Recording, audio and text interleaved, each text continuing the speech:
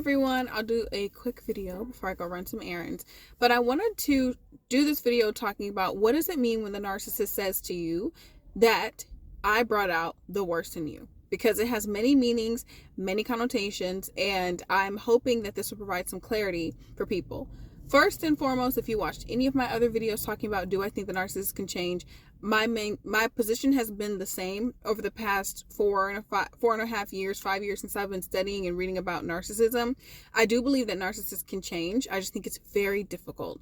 And I think a lot of therapists tell you narcissists cannot change because what they've typically seen is either, one, the people that they have worked with, their clients, their patients, have not changed, or two, narcissists are very resistant to changing their personality.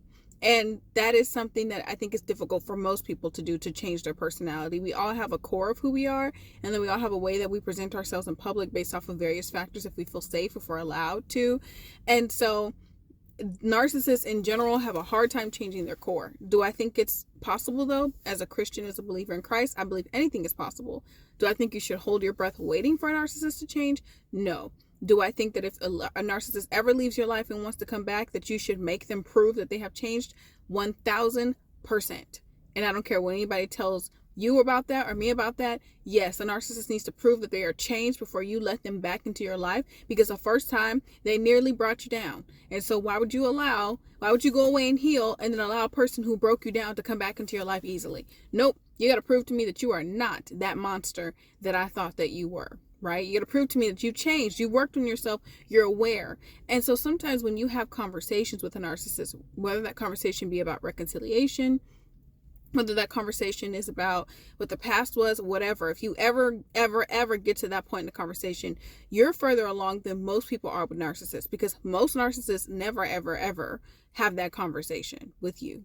You might hear something like, I brought out the worst in you.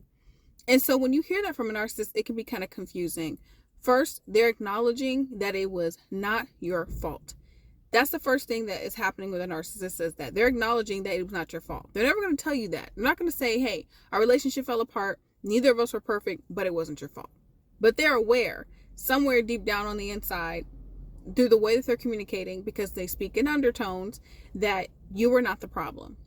The second thing that they're saying is, I will act different. You will respond differently. How do they know this? Because when they were with you, that's exactly what happened. When they were on their best behavior, the relationship was good. Everything was fine. You were open. You were loving. You were sweet. You were charismatic. When they decided to cut up and act a certain way, what happened? Everything, all blank, broke loose. Everything fell down. The earth was shaken. The house was on fire. There were arguments. There were fights. Nobody was getting along. Nobody was getting what they wanted. They understand that depending on how I act, the relationship is going to look very differently. The third thing that comes out of that, though, is that the narcissist is acknowledging that in some way they have some emotional control over you. They're aware that the success of the relationship is based off of how they act, not you. You know why? Because back to point number one, you're not the problem. They understand that you're loving, you're caring, you're all these good things. They understand you're also not perfect. You got some things about you, like we all do, myself included. But they understand that those things can be overlooked because in general, you're a good person. For the narcissist, when they say that, they say, I know that I have the upper hand in this relationship because I control the emotional axis of the relationship. Okay? So if I act good, things will be good. If I'm acting bad, then things will be terrible. The fourth thing that people don't always catch when the narcissist is saying this is that they're not taking full accountability and responsibility, even though they're recognizing this.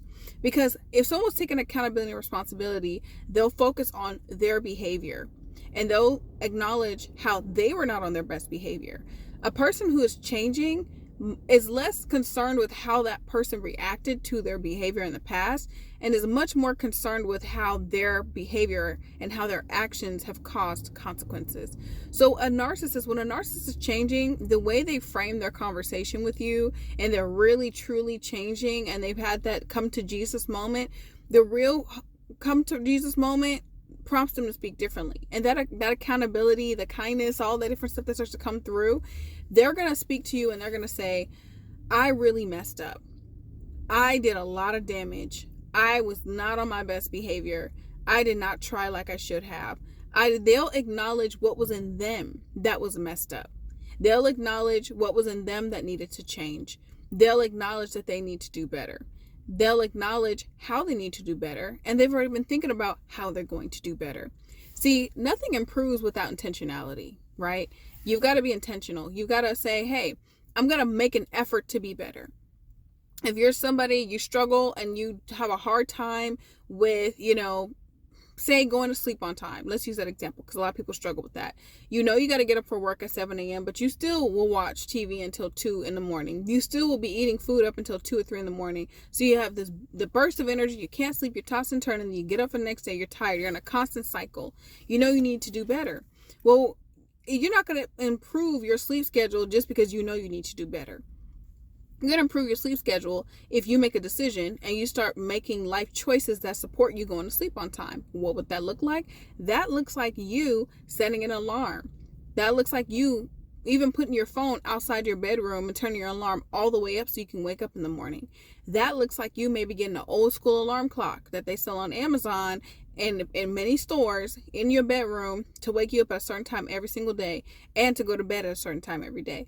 That looks like you maybe stop, I don't eat anymore after 8 p.m. because then I have too much energy. That looks like you making decisions and life choices so that you don't have that barrier anymore and you're going to sleep on time. So when a narcissist acknowledges the problem, that's one thing, but they need to acknowledge what they've done in their behavior. So a lot of times it feels like acknowledgement when the narcissist says to you, I brought out the worst in you. That's a simple acknowledgement, right? But there's levels to acknowledgement. There's levels to awareness. There's levels to accountability and responsibility. What you need the narcissist to say is, I recognize that I brought out the worst in you through my behavior, and they need to be able to explain how their behavior warranted a response. Now, everyone's response is different, right? So for one person, they may get angry, they may fuss and fight, they may cuss you out, but then the other person might get really, really, really, really angry because they don't know how to control their emotions. And so then they want to hit. I'm not saying hitting is ever acceptable, but that's how some people feel. Like they get mad and they want to hit people. They got to work on that.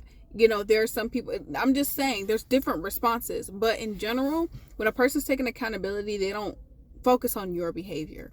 And so that's something I wanted to highlight because it's a little thing that people will miss. But when the narcissist tells you, I brought out the worst in your behavior, or any variation of that, just like, I understand why you responded that way, or things like that. Like, they may be acknowledging the feeling and the emotion, but there's so much more to that. Like, there's a bigger context to it. And it's not just acknowledging the emotion. It's also about acknowledging their behavior. And here's the thing. You want to work on a healthy relationship. It's okay for someone to get mad to something that crossed a boundary or was emotionally difficult, traumatizing, or challenging, right? But like healthy relationships, there is some interdependency that's normal. There's no relationship where interdependency does not exist. There's no relationship where two people don't have, like, if I, every single day I come home, my husband's in a terrible mood, then I might be affected by that. And sometimes we kind of preach online that, like, you're not supposed to be affected by anything anyone does, anything says. You choose your level of emotions. And I'm like, only people who are narcissistic or people who are dysfunctional have the capacity to do that. Normal people have a response. I'm like watching out around me, y'all, because I'm in a parking lot. But only everybody else has a normal response, okay? Like, it's normal to have a response when someone does something that bothers you, offends you. We all have emotions. We're all humans here on this planet. But I just wanted to bring that into context, right? So can you trust when the narcissist says that? You can trust that the narcissist has done some reflection, but that doesn't mean that the narcissist is at the level yet where they've changed. And the change part comes with accountability and responsibility. The narcissist should be able to tell you what it is that needs to be worked on. They need to be able to say, I was really, really impatient and I've been practicing being a more patient person. I was really selfish and I didn't care about where you wanted to go out for dates. I didn't care about, how you wanted to spend your time. I didn't care about if you took all this time to cook for me and making the consideration and the time and effort to be there. But now I see and I'm working on myself. And so that is not the case anymore. And so no, I have worked on these things in myself, and I am aware that, my actions contributed to your response. And I hate that that's the truth. You know, you don't have to say it in those words because we're all individuals and we frame things our own way, but it's that acknowledgement, right? So acknowledgement, I recognize that my actions impacted your feelings, but then the other side of that, the continuation of that conversation is also I'm aware of what behaviors need to change within me. So if a narcissist just says that and doesn't follow up with anything else or any additional, they're not taking full accountability or responsibility. And so it was a nice statement. The intentionality behind it may have been either to manipulate or through reflection. Very hard to tell depending on the narcissist that you're dealing with. However, that narcissist still needs to prove, in my book, but you know, I'm not God. They have to prove in my book that they've changed, and that comes through reflection, that comes through conversation, and that comes through being intentional. You got to work to change. You don't wake up one day and decide you change. As much as I'd love to wake up one day and say that, you know, I now have twice the amount of money in my bank account than I had when I went to sleep, and I wished with all my might, like that's not how life works. You can choose to be a better person, but it's easy to be better when the circumstances are good, when you're getting what you want. Can you be that same good person when you're not getting what you want? That's the real question here. So, love you. Thank you so much for listening. I look forward to talking to you in the next video. God bless you, and I'll talk to you soon. Bye.